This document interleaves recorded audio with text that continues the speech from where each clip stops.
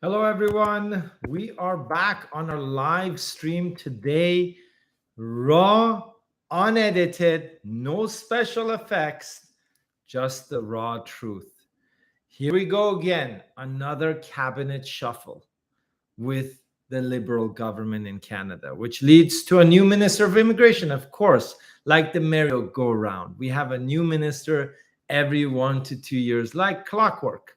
The new Minister of Immigration, the Honorable Mark Miller, estimated net worth at least $4 million that we know of and has been reported. He may not seem to be, but he and his family are staunch human rights supporters with strong rights ties to international diplomacy.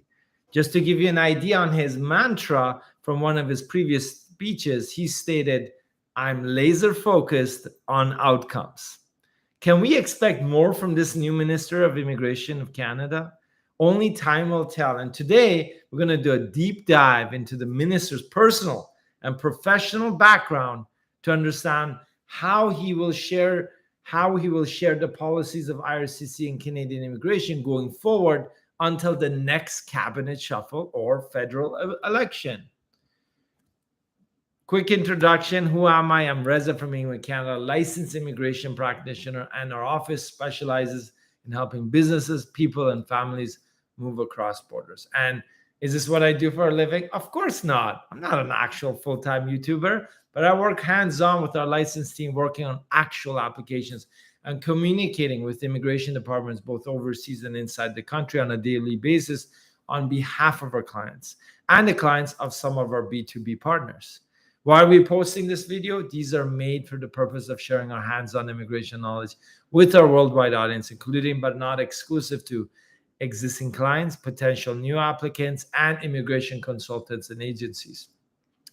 If you're thinking about immigrating, we're here to help. Get a free email assessment for eligible applicants by filling out the form down below. And of course, if you're an active immigration practitioner, we'd be happy to collaborate or assist you with outsourcing your back office operations.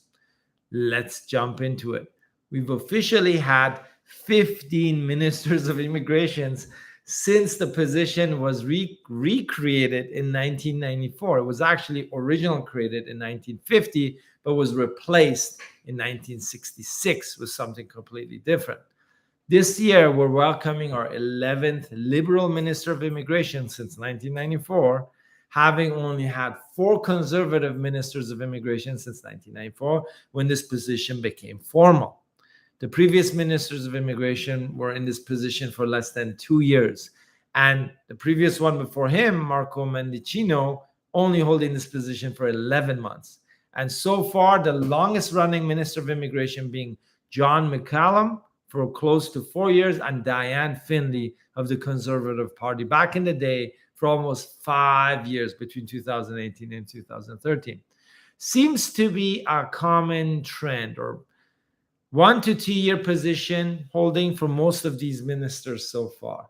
By understanding the history and profile, family, and previous votes and positions of the new Canadian Minister of Immigration, we could decipher what to expect in the next 24 months for Canadian immigration. This is the key. And of course, again, folks, we're live. We're going to go back to the questions and comments right after this presentation about the deep dive into the Canadian Minister of Immigration. Here's a quick history and bio of the new Minister of Immigration, the Honorable Mark Miller. He was born and raised in Quebec, we all know, to Anglophone mother in Montreal, and his father being originally from Nova Scotia. He is an old college classmate of Justin Trudeau and helped organize Trudeau's first run for office in the Papineau district in Quebec in 2007. He has been a staunch supporter and ally of Justin Trudeau since they were classmates, continuing until today. He is one of Justin's oldest quote-unquote boyhood friends from college. His father, Carmen Miller, was a military historian and a former dean of arts at McGill University in Montreal. Pamela Gales Miller was a history of medicine librarian at McGill University. Mark Miller himself studied political science before going to law school and becoming a lawyer. Previously, he was a full-time corporate lawyer with one of the largest corporate law firms in the country, Stikeman Elliott. Mark Miller specialized in mergers and acquisitions with a focus on international and commercial law, and his corporate law career took him from Montreal to Sweden and even New York City. He has also authored articles on constitutional and human rights law. He was first voted into federal parliament in 2015 here in Canada, making his entry into politics. Obviously, being a close friend of Justin Trudeau and helping him become Prime Minister of Canada in 2015 was a huge momentum for Mark Miller to also gain his footing into the political limelight.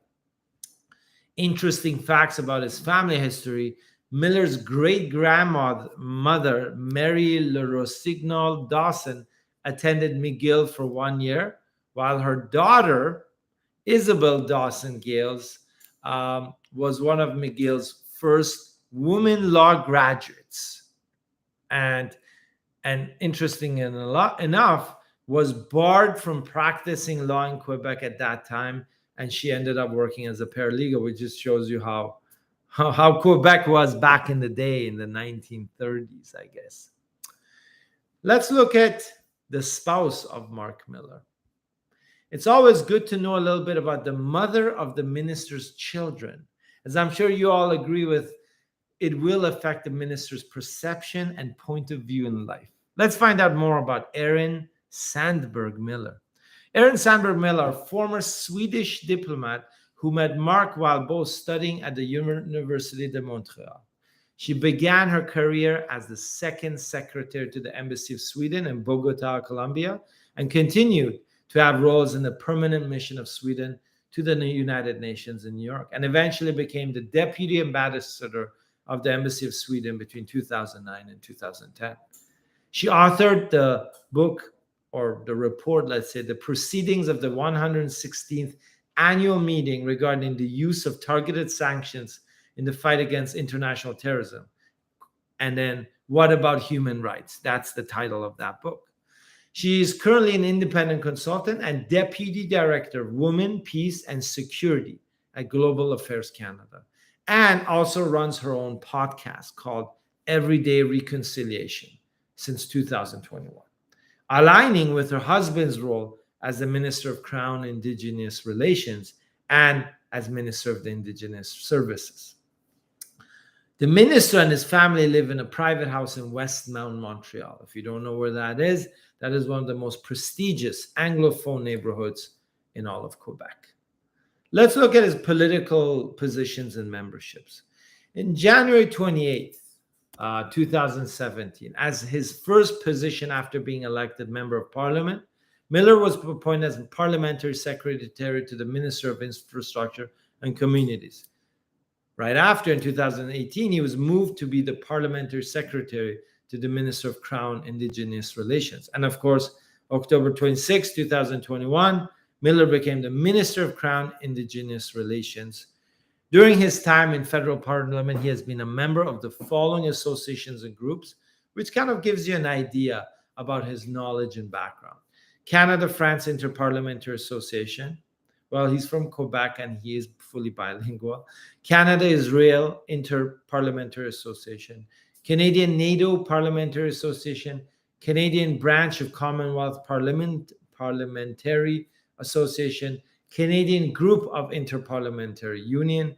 Canada-Israel Interparliamentary Group, and Canada-United States Interparliamentary Group. He has also been members of the following committees in Parliament. Back in 2020, he was an alternative member of the COVID-19 Pandemic Committee, which got a lot of heat. He was also a member of the Foreign Affairs and International Development Committee and Subcommittee on International Human Rights and Standing Committee on Foreign Affairs and International Development, just to name a few of the committees. With his previous professional career and background and participation in these committees and associations, he seems to be one of the most well-versed ministers who's going to be very aware of the international affairs and relations, unlike some of his previous predecessors. he and his family are no strangers to international diplomacy and intercountry relations. Let's look at the chamber of votes as a member of parliament. So when reviewing some of the votes he has placed in the chamber as a member of parliament, we've noticed two interesting ones. One, he's voted nay for Bill S8, which would amend the Immigration Refugee Protection Act to ensure foreign nationals subject to sanctions under the Special Economic Measures Act are inadmissible to Canada.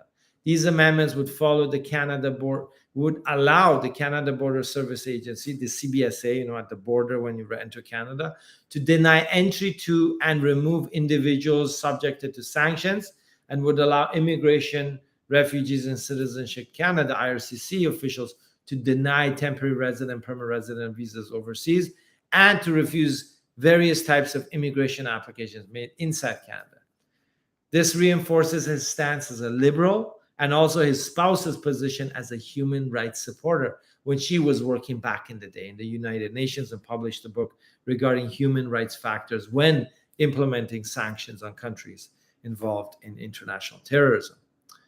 The minister also, as expected, opposed the motion by the Bloc Québécois earlier this year, which mentioned, given that the Century Initiative aims to increase Canada's population to 100 million by 2100, the federal government's new intake targets are consistent with the Century Initiative objectives. Tripling Canada's population has real impacts on the future of the French language, Quebec's political weight, and the place of First Peoples' access to housing and health and education and infrastructure. These impacts were not taken into account with the development of the Century Initiative, and that Quebec was not considered. The House rejects the Century Initiative objectives and asks the government not to use them as a basis for developing its future immigration levels. So Marc Mehta voted nay for this motion. This vote was obviously in line with his party's position as a liberal, just pretty much opposing everything that the opposition says. Of course, he is a full bilingual, so definitely he's not against anything with Quebec, but his party's stance obviously is not going to accept a motion that will undermine the Century Initiative, which the liberal government has implemented in terms of the long-term population growth and trying to target 100 million people in, 77 years. From now till 77 years. Folks, I'm not sure if by then we'll still have a YouTube live and I'm definitely not going to be alive, but don't hold your breath, folks. 100 million in 77 years. Based on this information and his personal career and family's position and background, we expect he will influence the Canadian immigration in three ways. To be more towards humanitarian rights in terms of support and promoting more of the refugee and HNC programs in existence already. He's a result-oriented person, hence there may be a good chance that he will push the IRCC to roll out all the programs they've been promising but not implemented yet, which could include the revised and faster home caregiver pilot program, so Canadian families don't wait for 2 years for a work permit to bring somebody over into the country to help take care of the elderly or their children. Or finally, rolling out the international student path to PR for over 700,000 international students inside the country who can't get enough points through express entry. Or maybe the flexible postgraduate work permit eligibility criteria, which IRCC is working on to help with the labor crunch. Or, of course, rolling out as quickly as possible the start of visa open work permit and changes to the faster PR processing based on designated organizations and how many letters of support they can actually issue, and a revised and more efficient family reunification program for Canadians who want to sponsor their parents and or grandparents from overseas. For the next 12 months, we don't expect the minister to sway too far from the original roadmap and blueprint of the IRCC, but rather to help roll out these changes faster than his previous predecessors. This fall, the IRCC is planning to publish the new strategic immigration report indicating future Canadian immigration trends and priorities. This will most likely be 90% of the new minister's mandate during his tenure as the Minister of Immigration. And big surprise, what do you think this report will include? Well, since the government is always a 1.5 years behind of what's actually happening in the local economy and communities and immigration trends, we don't expect much from this report besides the emphasis on the labor crunch in Canada, more emphasis on francophone mobility, and considering that the Honorable Mark Miller grew up in Quebec, that could definitely be a boost. A more aggressive position on rural community inbound immigration programs, family reunification, refugee settlement programs, and newcomer assistance, as well as more support for international students coming to Canada. And if we're lucky, maybe some acknowledgement regarding the broken down home care giver and child support pilot program. In conclusion, what we can expect from the new Minister of Immigration is more implementation, maybe less talk, but don't forget he is a politician, and sticking to the original IRCC script and game plan. Don't hold your breath for amazing new immigration programs or huge changes in the IRCC's policies, whether it's startup visa, provincial entrepreneur mandates, family reunification, or anything else. There will be revisions, changes, and improvements in those categories we mentioned. But in terms of business and investment immigration, I don't think it's going to be a huge change. Of course, folks, if you're thinking about immigrating, whether permanently or temporarily, you're at the right place. I can guarantee only one point. You will know what to expect, the entire process clearly laid out for you, and all the risks identified, including costs. Our legal agreements are based on payment milestones, which are linked directly to your application progression. So meaning we don't take 100% upfront if you do a business immigration case with us. We have a $1 million liability insurance, which protects you and us from fraud or mistakes, as well as a dedicated client trust account with our Canadian banks. Our team speaks over 9 languages, and we help applicants from over 50 different countries during their immigration process. Click the link below this video and get a free email assessment for eligible applicants only. And remember, if you're not eligible, we won't be able to assess you. If you're ready to apply, want a one-on-one session with me or one of my immigration team members who are also licensed at Ingwe, you can book a consultation directly using the link in the description of this live stream. And if you have questions, remember we're here every week live on YouTube, Thursdays at 11 a.m. North American Eastern Standard Time, where we answer all of your immigration questions for free on the spot. And of course, we are live and we're going to go into our questions on YouTube. Rosita says, hello, Reza June. Hello back, Rosita. Bhupinder says, hi, Reza. Good to see you, Bhupinder. Glad to see you're back online. Sunil Jain, hi, Reza. Hello, Sunil. Nice to see you. Leo, hi. Nice haircut. Thanks, Leo. Good observation. Siraj Ahmad, hi, Reza. Hi, Siraj. Welcome to the show, our live stream. Psalm 91. Hi, Reza. Canadian married in Ethiopia, has 1 child, a minor, 5 years old. The Canadian has criminal cases, so he can't sponsor family. That's not good. The wife tried visitor, but he was denied, even study permit. It's a tough case, Siraj. It's a tough one. To be honest with you, it needs a little bit of in-depth look. Maybe family sponsorship or that path of visitor visa, as you mentioned, so that may not be the best case. I assume you tried to sponsor her and it got refused, because that's potentially why they're also refusing the visitor visa study permit. I would say go for permanent immigration. Maybe you can, find an employer who's looking for her skill set to sponsor, because when you do PR pathways, much higher success rate as long as you match her work experience and the position that is being offered. So, okay, Siraj Ahmed. So SUV startup visa, how much application backlog as of today, March 2022, when they came, when can they expect a PR, permanent PR number as startup visa applicants?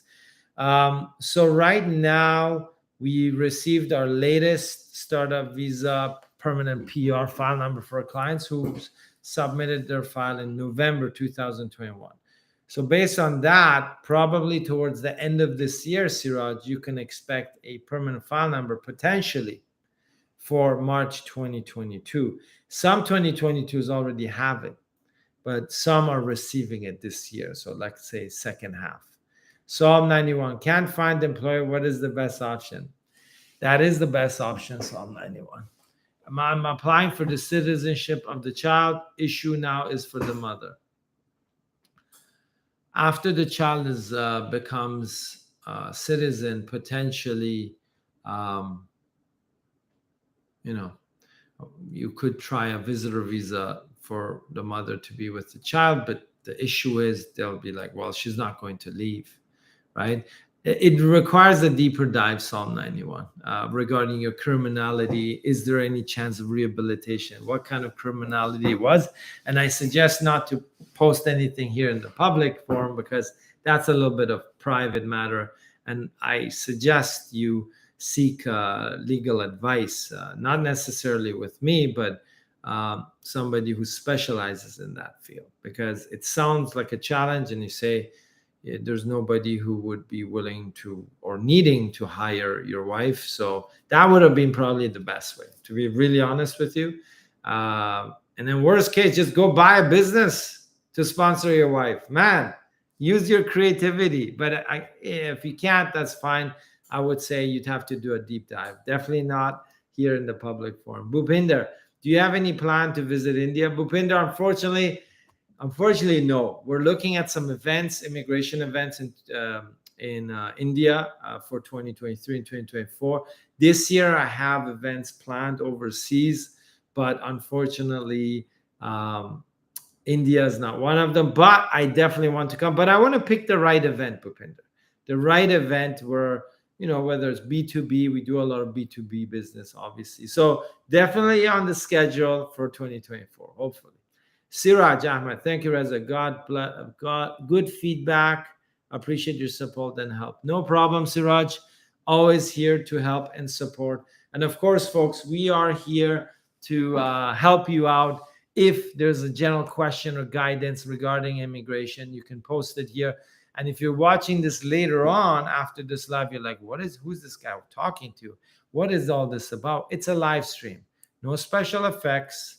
No editing, everything raw.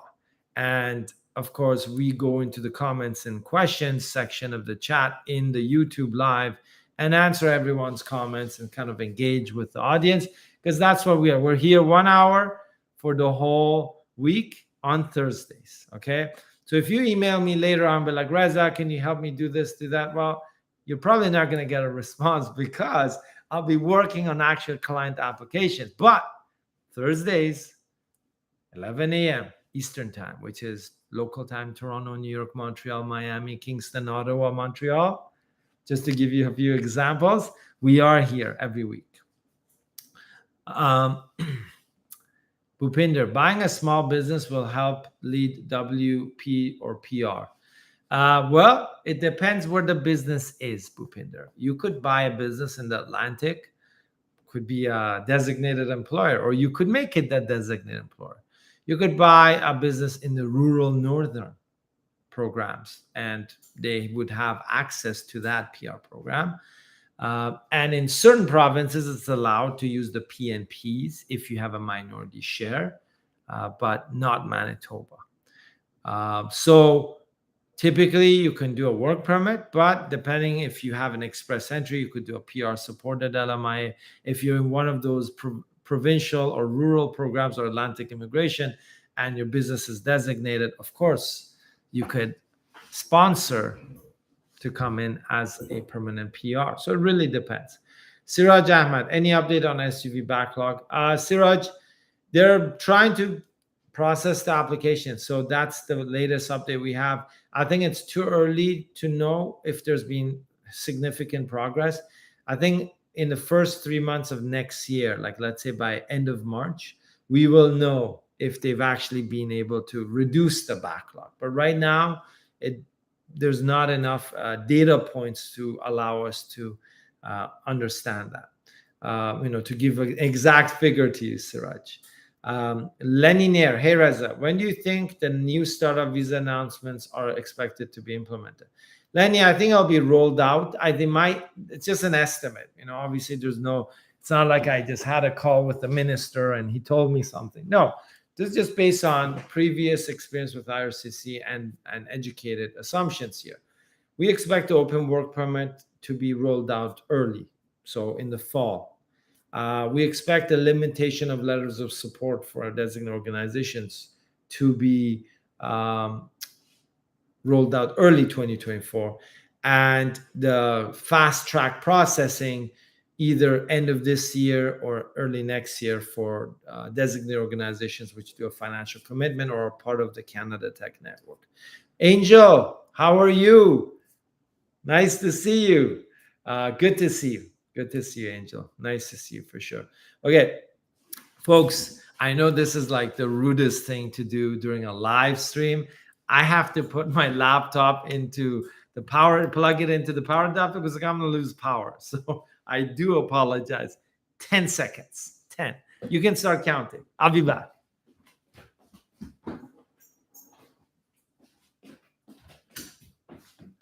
That was like 6 seconds. Yeah, I know, that's so amateur, right? Like, wow, like this person has a live every week and he forgot to charge his laptop. Yeah, it's been a busy time, folks. It's been a busy time. Yeah. So that's what I mean by raw, unedited live. You see everything. It's like the bloopers, the behind the scenes. Sayed Noor Alam. Hi, Reza. My wife has applied for immigration under Federal Skilled Worker Program 3.5 months back. Her score is 324 and she needs a job offer to qualify. She's an experienced ESL teacher. Can you guys help her? Sayed Noor, unfortunately, we're not a recruitment firm, so I can't,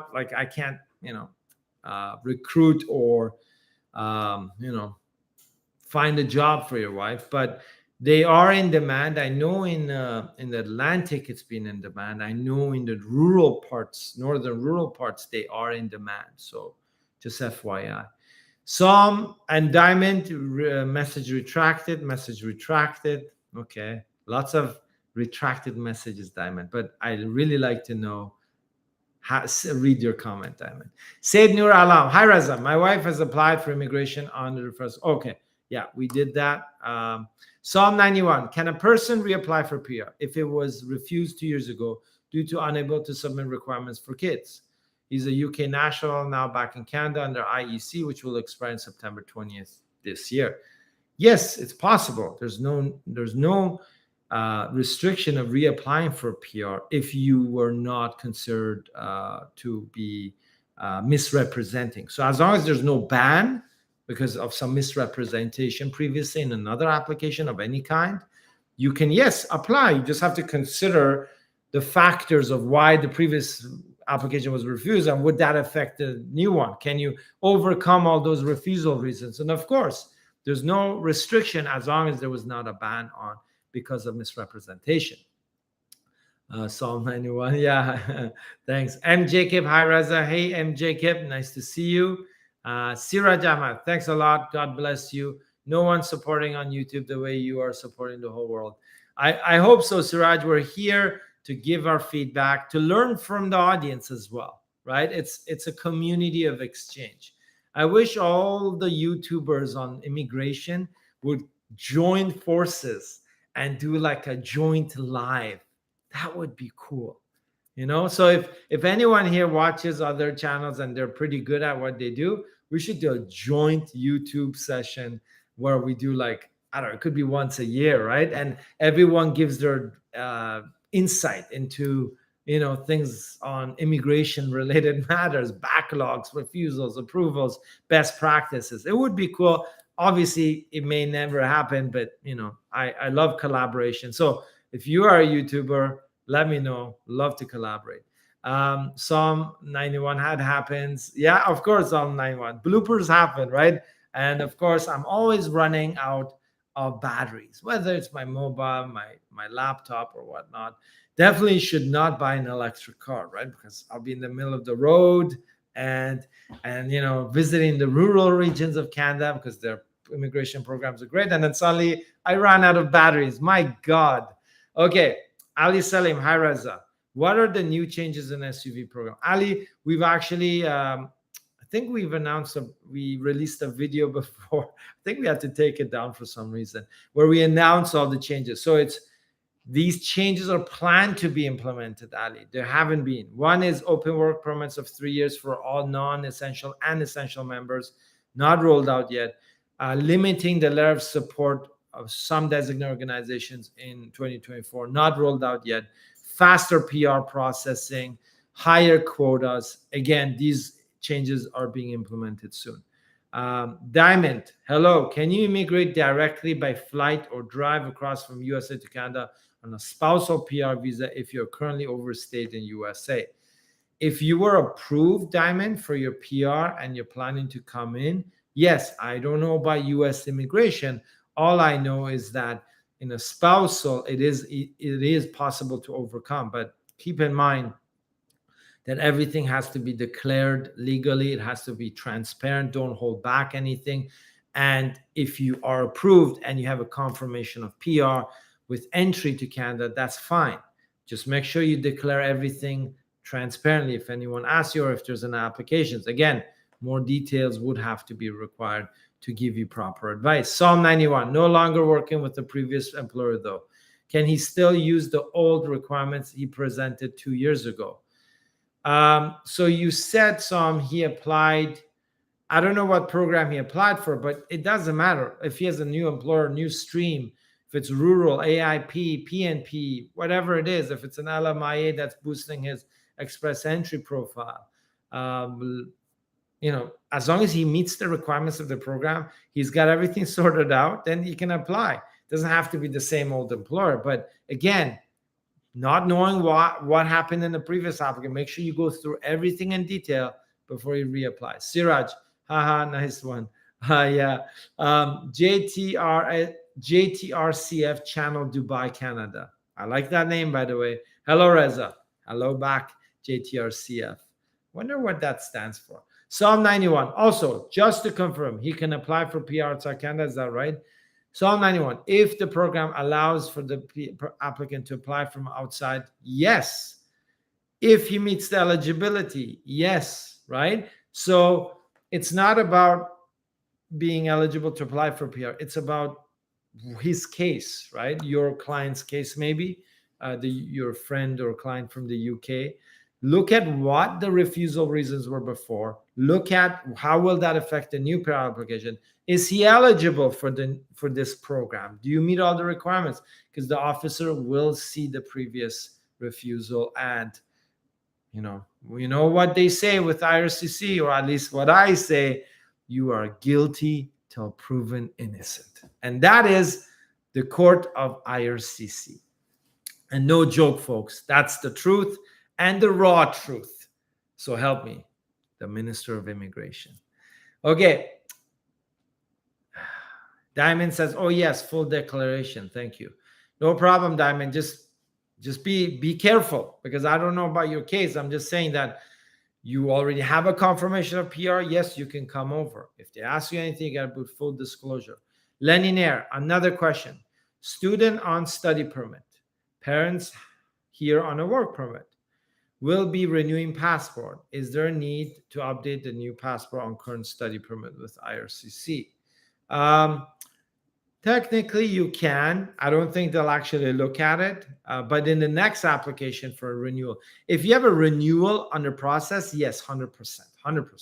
But if there's no renewal now, there's no processing. A lot of people don't. Technically, it's best practice to submit it. I know it'll go into a black hole in IRCC, because when your application in IRCC is not being processed by a human being in IRCC, not Chinook, web forms will not be even looked at. Okay, but best practice: take a screenshot, snapshot, keep it proof. It doesn't hurt. But again, many people don't, unless you've got an application under process, like a renewal or a new application, because we've had a case like that. Study permit being renewed, and then passport expires halfway through. They held it. We had to submit it later. Ooh, quite messy. Linear, but it got sorted out. Thank God. Linear, or it's not required, and he can do it when he applies for new. Yeah. So basically, linear, it's not mandatory. He can apply. He can update later on. Psalm 91. That's the only employment he has to qualify for PR. Okay, that's fine. It makes sense. Psalm 91, but again, double check everything. Okay, the refusal reasons before, will that affect it now? And is he eligible? So, and the employer doesn't matter. If the employer is eligible under the program, he's eligible, everything makes sense, and the previous refusal reasons will not undermine the new application, and there's no misrepresentation or inadmissibility, criminality, medical, and of course, misrep. Dr. Shah, what about the expiring work permit in 2024? Which expiring work permit do you mean, Dr. Shah? Is it generally like all the new open work permits that are being extended, or the postgraduate work permits? Are you saying, are they going to renew those? We don't know. Nobody knows. But if there's a labor crunch and they need, people to work at low rates, of course they will renew all these open work permits or postgraduate work permits, because that's a cheap way of solving the labor crunch and not giving PR to all these workers and students, right? That's something that many people are vocal about in terms of the government. AP Kamach, weekly live, let's go. Hey, AP Kamach, nice to see you. Psalm 91, thanks so much for the input. No problem, Psalm 91. Fahime Rafi, hi Reza. Hello, Fahime. Welcome to our live stream. And folks, if you're joining us now, we're here every Thursday, 11 a.m., answering your Canadian immigration questions, general guidelines. In no way should you take any advice that we take as a consultation for you. This is just general information and myth busting. And today's session, we covered the Minister of Immigration, Mark Miller, his profile, career, his spouse's career and profile, his votes in Parliament that may give us an indicator of what his position is beyond being part of the Liberal government, beyond being a Francophone residing in Montreal, Quebec. So if you missed it, come back again when we finish this in the next 10-15 minutes, and you can watch our deep dive into Mark Miller, the new Minister of Immigration. Interesting profile, interesting background, interesting family, and buddies with Justin Trudeau since college days in Montreal. So, it's always good to be buddies with the Prime Minister of a country. You know it, and I know it. So right now, we're just answering the questions and comments on our YouTube channel, because we've already spoken about the minister, and now we're just deep diving into these comments and questions of our audience on YouTube. And remember, anything you ask or comment, I will read, except if it's like profanity, right? But yeah, if it's not profanity and it is critical of me, Canada, or anyone else, I will still read it, as long as it's not some kind of hate speech or profanity. So we are open, uncensored, raw, unedited, and definitely no special effects. And folks, this is all real. It's not AI. Okay, let's look at this. So we got Simba 777, travel history matters. Of course, Simba, travel history to the Five Eyes or countries which accept asylum seekers is always significant. But if you have travel history which goes to countries which are not considered really high profile for IRCC, they won't be considered, right? Usually Europe, UK, New Zealand, Australia, Canada, US. These are the countries that travel history matters. If you're doing a permanent residency application, then it doesn't matter if you've ever traveled in your life or not. Make sure you always disclose all information on previous refusals, folks, or if you've been refused entry at a border, even if you had a valid visa to any country. Okay, Bhupinder says, thanks and have a great day. Thanks, Bhupinder, for joining us. See you next week, hopefully. Keep in touch. Thank you so much for your support. Asad Ganjera. Hello, any updates about visitor visas? Asad, to be honest with you, there's not every regional visa application processing center and embassy has their own timelines. Right now, they are meeting 80% of the timeline stated. But what I'm seeing is that in Africa, I see way more delays than other regions, and sometimes even in UAE, Abu Dhabi. Nancy Pinzon, hola Reza, desde Colombia. Hello, Nancy. Nice to see you. Thanks for joining us. I mean, my Spanish sucks. Probably the only thing I know is hola, but I gotta learn. I gotta learn.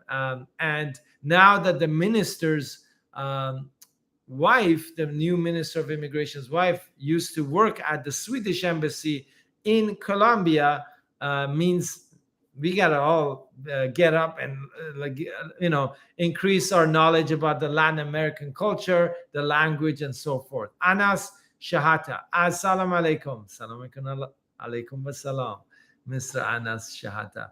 We have received our confirmation of PR under the Saskatchewan Immigration Nominee Program. When are we allowed to move to other provinces to Canada? Is there a condition required before relocating? Arrive to the province, and remember, your intention is to reside in Saskatchewan. And then whenever you get your PR card or you have your landing paper, if your intention changes, you're legally not bound to stay in one location in Canada. Okay? Remember that. As long as you have your landing papers, and usually you can wait for your PR card before changing your intentions. But remember, until then, your intentions are Saskatchewan, but there's no conditions afterwards. Fahime Rafi, thank you, Reza. I have watched old YouTube too. Nice, Fahime. Nice. Well, welcome. Vijay Kumar, hello, I'm on. Hey, Vijay, nice to see you. AP Kamesh, just a general question. When the election happens, will the entire immigration process be flipped upside down as Justin can't be reelected again? No, it depends on the party that comes into power, and will there be a one party like in power? And we expect that it will be a tight race. If the liberals come back, I think immigration will continue. If the conservatives come back, I believe that it will be more conservative, right? Less targets. They will reduce the number of staff in immigration. They will not continue to hire. The processing times may increase. The refusals will increase. So anyone looking to immigrate to Canada, it's time in the next 24 months to make your move. Don't wait for the next government, because we don't know what will happen. And I have a feeling, and many people do, that it will not be such a pro-immigrant government. Psalm 91, can a common law sponsored person come to Canada as soon as his open work permit under CL sponsorship gets approved first before PR itself? If you have a work permit and it includes a visitor visa or ETA, you can come in if you have a work permit. Yeah, before a PR. That makes sense. As long as you've got a valid work permit with a visa or ETA, it should be fine. You just full disclosure if they ever ask you about the PR. Carlton Aki. Hello, Carlton. Nice to see you. Simba 777. I have strong ties back home and financial status, freelancer, but don't have travel history, but only to UAE and Saudi. Simba, depending on your nationality, it may affect your application. Freelancers are tough because freelancers are not employed. So it is tough sometimes for a visitor visa to Canada. So it's a tough one. Okay, be careful. Carlton Aki. My school begins this September. I submitted my biometrics on the 5th of July. Do I still have a chance to travel before my school begins? Potentially, yes. Send an email directly to the embassy saying,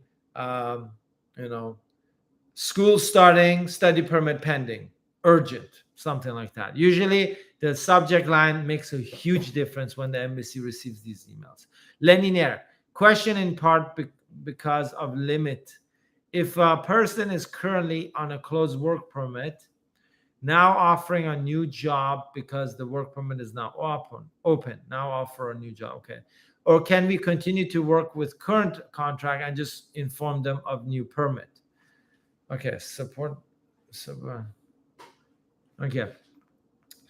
Let me read this again. If a person is currently on a closed work permit with an employer in Ontario, okay, yeah, I think, yeah, okay, I missed a few things here. Whoa, I missed a few things here, folks. A few questions. Okay, Lenny, back to Lenny Nair's question. If a person is currently on a closed work permit with an employer in Ontario, applies for a new open work permit under SUV in BC and gets approved, okay? If a person is currently on the closed work permit with an employer in Ontario, applies for a new open work permit under SUV in BC and gets approved. Okay. Then does the family now have to move to BC, or can they stay in Ontario till they finish their high school? Remember that if your work permit shows that province, your health card will be affected. If it's an open work permit, you're not geographically restricted, but keep in mind about health cards, provincial health cards. If it's approved, then he has an open work permit. You can work anywhere. Vijay Kumar, I am on an ICT work permit as the CEO of a Canadian company. I hold 33% shares in the Canadian company. Can I be considered for CEC class or FSW? You can be considered for both, Vijay. If you own less than 50% controlling stake and voting share rights, you can gain Canadian work experience as long as you have proof of payroll. Nancy Pinzon, do you speak Spanish? Nancy, unfortunately not.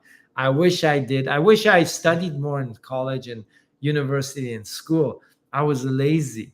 I should learn, but half of my team speaks Spanish, just so you know. If you have any questions in Spanish, reach out to us. Most of my staff are Spanish speakers. Lenny Nair, question in part. Yeah, so we answered that. AP Kamesh, Immigration YouTube Avengers. That's a good one. It's a good idea, actually, AP Kamesh. Okay, Lenny Nair, continuation of question. Does the employer who has supported the closed work permit now offer a new job because the work permit is now open? Or can we continue to work with current contract just in form of the new permit? Yes, you don't need to have a job offer for an open work permit to work for an employer, unless you're switching over to a closed one. But right now it's the reverse. So you're in an open work permit, you do not need a job offer. Lenny Nair, anything else that needs to be considered? Not that I can think of right now, Lenny, but it's a little bit of a tricky case, so I won't be able to do a deep dive just here right now, unfortunately. Vijay Kumar, I'm on an ITCT work permit. Yeah, we answered that. Ratings and reviews, that's the name of the person asking this. Are startup visa entrepreneurs on a work permit required to show proof of funds again at port of entry? So remember ratings and reviews. At the border, the Canadian Border Services Agency can ask you for anything. Proof of language, letter of support. They may not ask you anything, but they may also ask you for everything. They have the right to refuse you at the border, no matter if you have a valid work permit, PR, no matter what, okay? We've seen clients from Asia being questioned about their English ability. So we always advise our clients to come prepared. Have a folder, file, or digital something, and provide proof of everything. Anas Shahata, thank you, sir, for this valuable information, and we are thankful to Allah after a long wait to get our PR. All the best for everyone. Anas, great news that you have the PR, and that is excellent, and I hope everyone will get that, their ultimate goal of Canadians, PR and citizenship. Mariam, nice to see you, dear Reza. Sir, I'm from Bangladesh. Hello, Mariam. Thank you for joining us from Bangladesh. Good to see you. We're here every week, 11 a.m. local time in Toronto, on Thursdays on our YouTube channel. Meme Sheen arrived to Canada on a closed work permit and didn't start work because the employer changed their intention. It's bad luck. Can I change the status to an open work permit? What are the options? Meme, if you do not qualify for an open work permit program based on your nationality or the status of your spouse or common law in the country, then no, unfortunately, you may not be eligible for an open work permit. In terms of options, if you have to change to a visitor record, you cannot stay unless you have a spouse. Her work permit will still be valid and the children to study, but you will need to find another employer to transition to a new work permit. And those are your realistic options, or just leaving. which is obviously not what you're looking for. Carlton Aki, thank you so much for your response. No problem, Carlton. AP Kamesh, Reza, what's your political views on upcoming election? Upcoming election in Canada, you mean? Or yeah, I assume so. Yeah, I think the Liberals will lose a lot of seats in Parliament, and that will affect the power balance, and whether the Conservatives will take full control or it will be split between the NDP, Conservatives, and Liberals. That could also be the case. Those are two realistic scenarios: full outright Conservatives, or maybe something between the NDP and the Conservatives. They don't do coalitions, these two, supposedly, but it's a tough one. It's a tough one. But Conservatives will gain a lot of traction in the next election. Psalm 91. Thanks so much, Reza. Reza, as usual, you always answer questions. Baka G fan. Nice, Psalm 91. Thank you. Reza, do you do Asian heritage? I have no idea, Psalm 91. I have no idea about Asian heritage or what to do, what not to do. I'm just here, raw, live, unedited, and I have no clue about half these things. Okay, but I like to learn things. So if there's anything that I don't know, please educate me here. I like to learn. Leninair, you're awesome. Thanks. We'll reach out via your office. Thanks, Leninair. Appreciate it. Folks, we're going to sign off today. We'll be back next Thursday, 11 a.m. local time in Toronto, to answer your questions, provide guidance, and talk about some interesting immigration subjects, and always do a deep dive beyond what you see on the surface with IRCC, with the Canadian government, with immigration rules and regulations. You need to dive deep to really understand what's going on in the immigration world, and especially with all the changes that happen every month or every quarter. Okay? Thank you, folks, for joining. AP Kamesh, great live. Like always, take care. Thank you, AP Kamesh. Thank you, Leninair. Psalm 91, great to see you. Meme, Carlton, Mariam, thank you for joining. Anas Shahata, ratings and reviews, good question you posted. Vijay Kumar, good to see you. And of course, Nancy, thank you for being our Spanish speaking audience member today. We need representation from all communities. And of course, Fahime Rafi, Simba 777, and Bhupinder, who joined us earlier, and Diamond and JTRCF, and Siraj, who can forget, and Ali Salim, M. Jacob, and of course, Angel being our guardian angel for all of our lives, and of course, Leo and Sunil. Thank you. God bless everyone. Take care. Make sure you tune in next Thursday. Great videos coming up for next week. A lot of exciting new content and immigration hacks. And don't forget, if you like, you can subscribe. If you don't like, you don't subscribe.